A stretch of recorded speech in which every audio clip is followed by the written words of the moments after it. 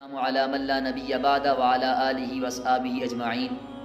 بس اوقات رب تعالیٰ انسان کا رزق دنیا کے اندر تنگ کر دیتے ہیں اس کی آزمائش کے لیے، تو یہ انسان سوچتا ہے کہ میرے پروردگار نے میری اہانت کی، میری توہین کی، میری بے عزتی کی، یعنی چاہیے تو یہ تھا کہ اس کو وافر مقدار کے اندر رزق ملتا۔ اب حقیقت دیکھی جائے تو یہ رزق کے اندر تنگی کا ہونا یہ اس کے اعمال کی وجہ سے ہے۔ ظہر الفساد فی البر والبحر بما کسبت ایدی الناس۔ اور اسی طرح حضرت علی فرمایا کرتے تھے ہر انسان کے آسمان کے اندر دو دروازے ہیں، ایک دروازے سے اس کے اعمال جاتے ہیں، دوسرے دروازے سے اس کے اوپر احوال آتے ہیں۔ اب یہ رزق کے اندر تنگی اس کے دو طریقے ہیں۔ پہلا طریقہ تو یہ ہے کہ انسان کی آمدنی اتنی کم ہے کہ اس کا گزارا ہی نہیں ہوتا، یا گزارا تو ہوتا ہے لیکن بڑی تنگی کے ساتھ ہوتا ہے۔ دوسری رزق کے اندر تنگی کی وجہ کیا ہے؟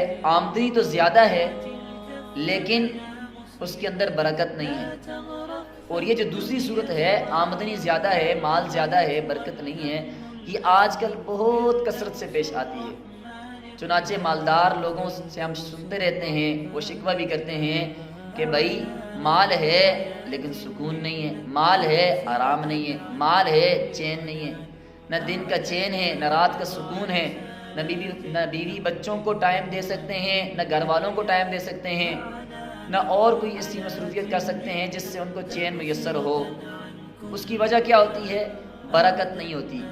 یہی وجہ ہے رب تعالیٰ فرماتے ہیں انما یعذبہم بہا فی الحیات الدنیا، کہ بس اوقات اس مال کے ذریعے سے رب تعالیٰ انسان کو دنیا کے اندر ہی عذاب میں مبتلا کر دیتے ہیں۔ اب یہ مال کے اندر بے برکتی کا ہونا اور رزق کے اندر تنگی کا ہونا، اس کی بہت سی وجوہات ہیں۔ اب یہ تو کبھی اپنے گناہوں کی نحوست کی وجہ سے ہوتا ہے، یا کبھی لوگوں کے حقوق بندہ ضائع کرتا ہے، جیسے قرآن کریم کے اندر رب تعالیٰ فرماتے ہیں کلا بل لا تکرمون الیتیم، کہ تم یتیم کا اکرام نہیں کرتے، یعنی جس طرح اکرام کرنے کا حق تھا تم یتیم کا اکرام نہیں کرتے۔ دوسری وجہ کیا بتائی؟ ولا تحاضون علی طعام المسکین، کہ تم مسکین کو کھانا نہیں کھلاتے۔ اور تیسری وجہ کیا فرمائی؟ وَتَأْكُلُونَ التُّرَاثَ أَكْلًا لَمًّا، کہ تم میراث کے مال کو، وراثت کے مال کو ہڑپ کر دیتے ہو، سارے کا سارا خود کھا جاتے ہو، لوگوں کے حقوق نہیں دیتے۔